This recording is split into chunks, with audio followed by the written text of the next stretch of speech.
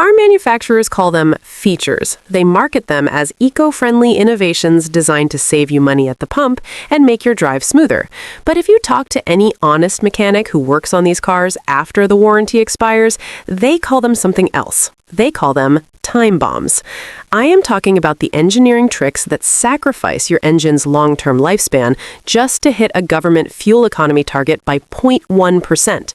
We have entered an era where cars are no longer built to last 20 years. They are built to last exactly as long as the lease contract.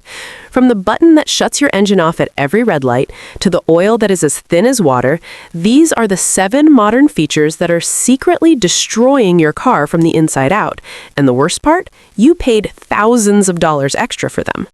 Today, I am going to tear down the marketing lies, show you the broken metal, and teach you how to fight back against planned obsolescence. Let's start with the feature that drives every car enthusiast insane: auto start-stop.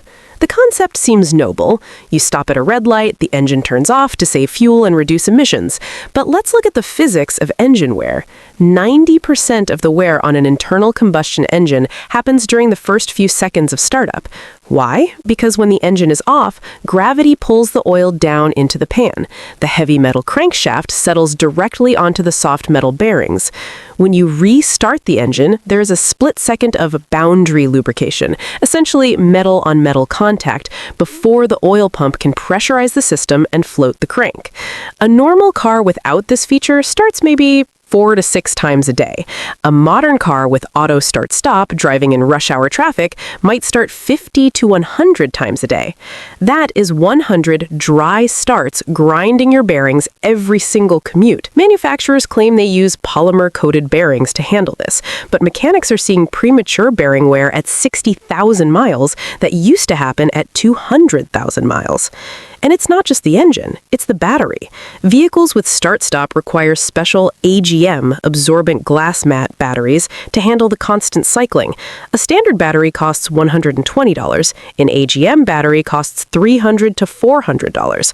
So let's do the math. You might save $5 a month in gas by shutting the engine off, but you will pay $300 extra for a battery every 3 years and potentially $6,000 for a new engine when the bearings spin. It is a financial net loss. Always turn it off. If you own a V8 Chevy, Ram, or even a Honda V6, you probably have a system called Cylinder Deactivation. General Motors calls it active fuel management or dynamic fuel management. Ram calls it multi-displacement system. The goal is to shut off half the cylinders on the highway to save fuel. Sounds smart, right? Wrong. To make this work, engineers had to redesign the hydraulic lifters. A normal lifter is a solid, simple piece of metal that pushes the pushrod. An AFM lifter is a complex, spring-loaded mechanism that can collapse on demand to stop the valve from opening. The problem is these complex lifters collapse when you don't want them to. They get stuck in the down position. When an AFM lifter fails, it doesn't just stop working. It acts like a jackhammer on your camshaft. It hammers the steel lobe thousands of minutes until the camshaft is ground down to a perfect circle. This sends hardened steel shavings circulating through your entire engine oil system, destroying the oil pump and main bearings. The fix isn't simple. You have to remove the cylinder heads. On a truck, that's a $4,000 job. On a Corvette, it can be even more. All of this complexity and risk to save maybe 1 mile per gallon? If you own a GM truck, buy an AFM disabler device that plugs into your OBD2 port. It keeps the V8 in V8 mode permanently, and it might just save your engine. Let's move on to the fuel system. Old engines used port injection. The fuel injector sprayed gasoline over the back of the intake valves.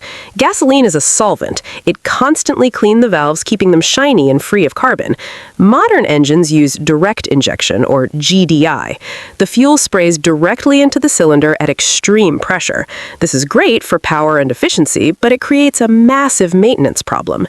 Because no fuel touches the back of the intake valves, there's nothing to clean them. Meanwhile, the PCV system is recycling oily vapors from the engine back into the intake. These oily vapors bake onto the hot intake valves, forming hard carbon deposits. This is called carbon buildup. Around 60,000 to 80,000 miles, this buildup gets so bad that the valves can't close properly. You lose compression, the engine starts misfiring, you lose power. The only way to fix this is a service called walnut blasting, where a mechanic blasts crushed walnut shells into your engine to scrub the valves. It costs about $800. If you don't do it, a chunk of carbon can break off, fall into the cylinder, and score the cylinder wall, destroying the engine. Toyota solved this by using dual injection, both port and direct. But if you drive a Hyundai, Volkswagen, or direct-injected GM, you are sitting on a carbon time bomb. Now, before I reveal the most controversial fluid change in history, I have to give you a tool to protect yourself. You can't memorize every single bad engine code. That is why I created the 2025 Used Car Blacklist. It lists every specific model year where cylinder deactivation failures, CVT explosions, and carbon buildup are guaranteed to happen. Don't guess. No. Download the list right now at the link in the description. It costs less than a quart of oil, and it will save you thousands in repairs. Now, let's talk about oil. Open your owner's manual. It probably says to use 0W20 or even 0W16 oil. This oil has the consistency of water or skim milk. Why do manufacturers recommend this? Is it because it protects your engine better? No. It is because thinner oil has less internal friction, which improves the EPA fuel economy rating by about 0.5%. But oil has a primary job, to create a hydrodynamic wedge, a barrier of fluid that keeps metal parts from touching under heavy load. Under high heat, high RPM, or towing conditions, thin oil can shear. The film strength breaks down. When that film breaks, metal touches metal. Your rod bearings wear out, your cam journals score. This is why many modern engines consume oil. The oil is so thin it slips past the piston rings and burns up. Many master mechanics, myself included, recommend switching to a slightly thicker 5W30 full synthetic oil once your warranty is up, especially if you live in a hot climate like Texas or Arizona.